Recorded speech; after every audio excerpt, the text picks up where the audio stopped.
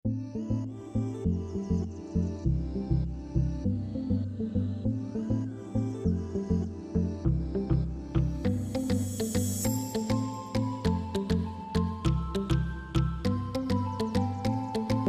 నీకు ఆరోగ్యమును కలుగచేసేదను, నీ గాయములను మాన్పెదను. ఇర్మియా 30:17.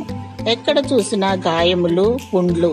అవి పిండబడలేదు, కట్టబడలేదు, తైలముతో మెతన చేయబడలేదు. నీకు నిలువెల్లా గాయములతో మనుషుల వలన మానసిక వేదనలు, అభాండాలు, నిందలు, శోధనలు కలిగి కృంగి కృషించి అనారోగ్యముతో బాధపడుచున్నాను.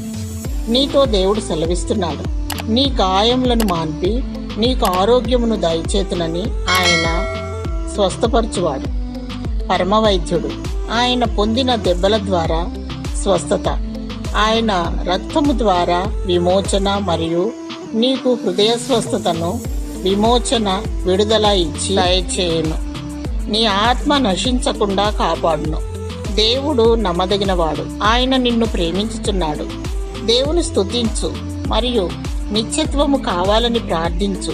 దేవుడు నీకు శరీర స్వస్థత, హృదయ స్వస్థతను దయచేసి నిన్ను దీవించునుగాక. ఆమేన్.